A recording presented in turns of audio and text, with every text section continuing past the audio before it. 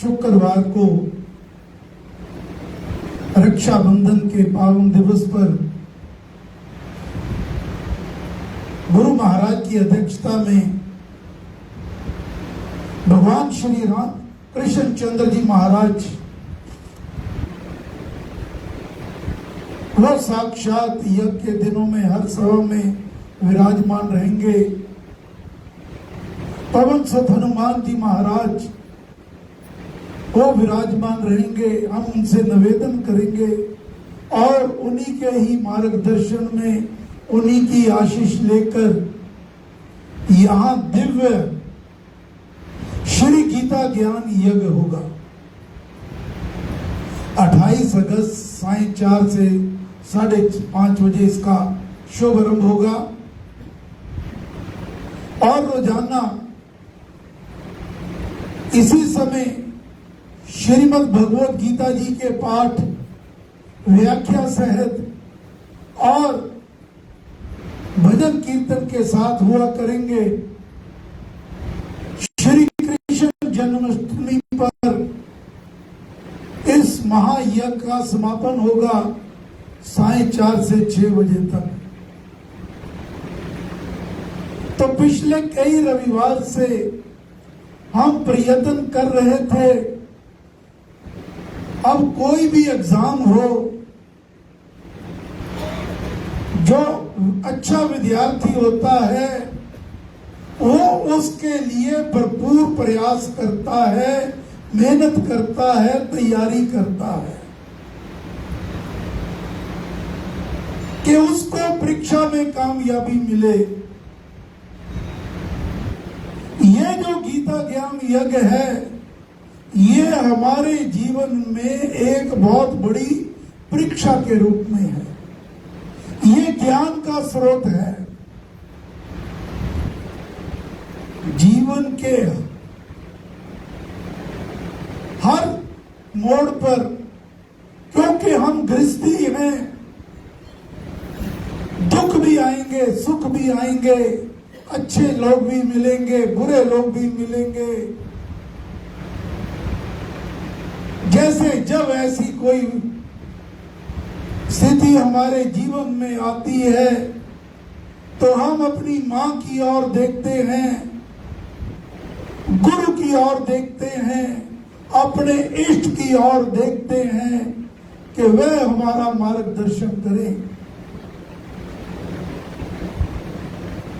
महात्मा गांधी जी कहा करते कि ये गीता मेरी मां के समान है।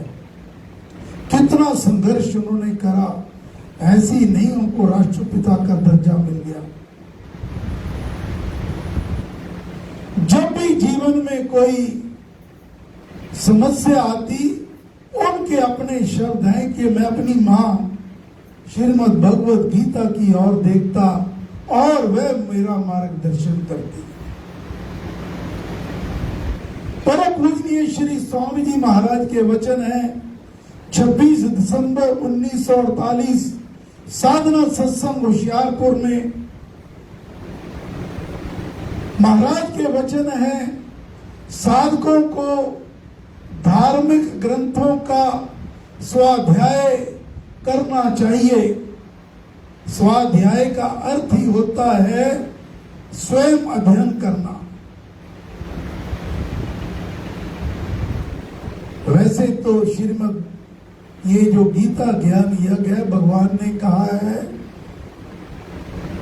श्रीमद् गीता को सुनाना और सुनना ये दोनों ही मेरी सर्वोत्तम पूजा है। लेकिन महाराज हमें चेतावनी दे रहे हैं कि स्वाध्याय करो। स्वाध्याय का अर्थ है स्वयं पाठ करो। अभी कुछ दिन की पहले की घटना है,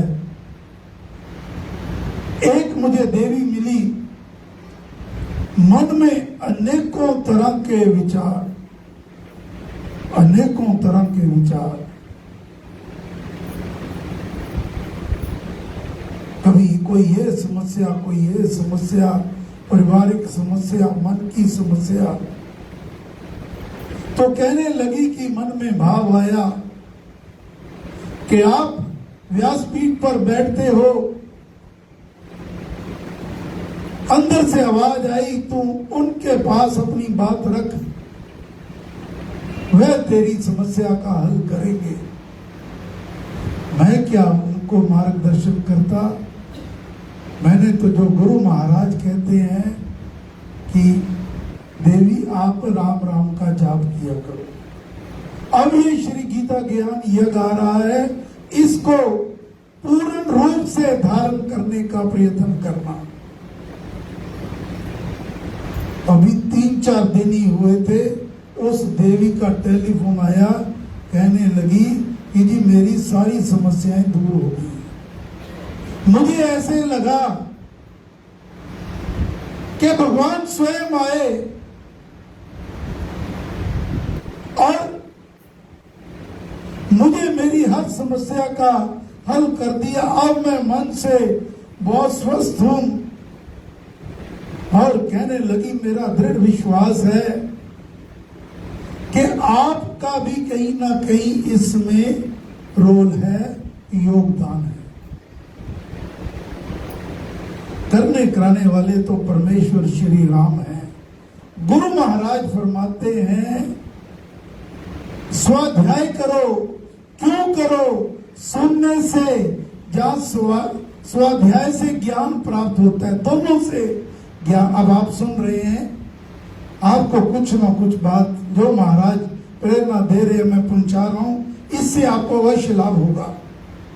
किंतु सुनने की अपेक्षा स्वयं स्वाध्याय करना अच्छा है, क्योंकि सुनने वाला सुनाने वाले के अधीन होते हैं। जैसे अब मैं किसी बात की कोई व्याख्या करूं तो जो मेरे मन में भाव आए वही भाव आप तक पहुंचेंगे। संभव है कि सुनाने वाला अनुचित विचार भी आपको दे, इसमें उसकी अपनी अज्ञानता भी हो सकती है और कई बार लोभ भी होता है। जैसा कि पुराने समय में पंडित लोग अज्ञान के कारण अनुचित बातें भी लोगों को कह देते थे। कृष्ण महाराज द्वारा कही गई गीता बहुत महान ग्रंथ है। अनेकों भक्तों तथा साधकों ने इसके द्वारा अपने इष्ट तथा परमेश्वर की प्राप्ति की है। जिन्होंने श्रीमद् भगवद गीता का पाठ किया है, भगवान गारंटी देते हैं कि ऐसे भक्त और मेरे में कोई अंतर नहीं रहता, वो भी भगवान का स्वरूप हो जाते हैं।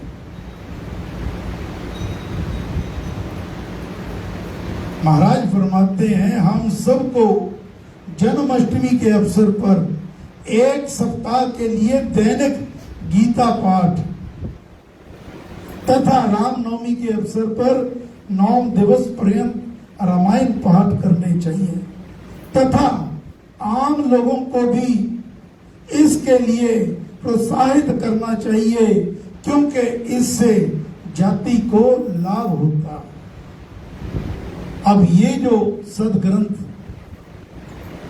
आप सबके पास सबको मिला करेगा, स्वामी जी महाराज की ये उनके द्वारा दिव्य रचना, इसके बारे में परम पूजनीय श्री प्रेम जी महाराज उनके जो वचन हैं, उन्होंने ये वचन साधना सत्संग सांपला 28 दिसंबर 1972 को कहे थे। वचन मुखारविंद से वाणी परम पूज्य श्री प्रेम जी महाराज, वो जो चित्र है सामने महाराज साक्षात विराजमान। महाराज के ग्रंथों का पाठ करना चाहिए। उनके सदग्रंथों का पाठ बहुत उत्तम सत्संग है। इनको पाकर भटकने की जरूरत नहीं। महाराज कहा करते थे जो भटकते हैं वे भटकते ही रहेंगे।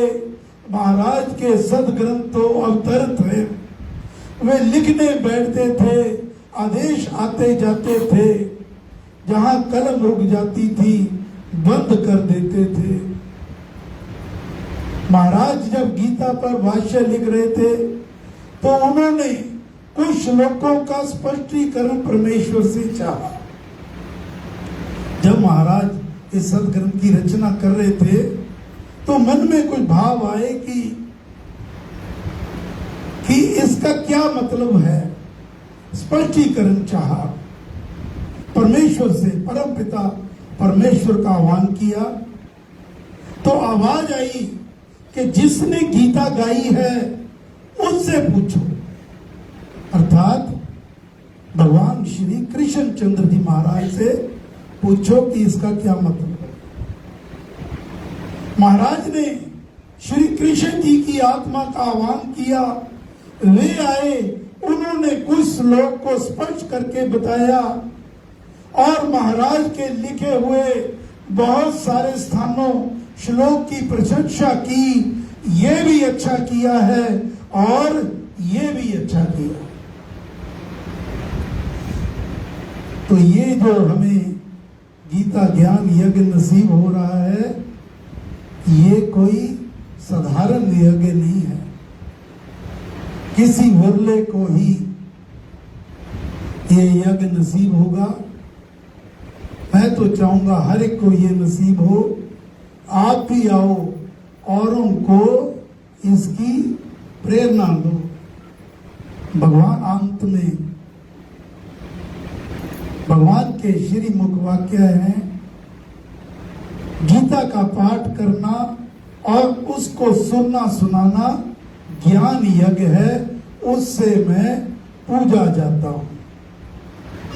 पाठक को चाहिए कि वह एक विश्वासी और श्रद्धावान जजमान बनकर बड़े गंभीर भाव से इस यज्ञ को किया करे और इसको परमेश्वर का पुण्य रूप परम पूजन ही समझे।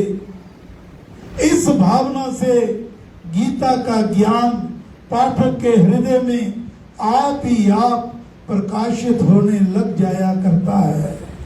हे गुरु महाराज, हे परम पुरुष श्री राम, हम सब आपकी चरण शरण में हैं। हम पर कृपा करो, मेहर करो, दया करो।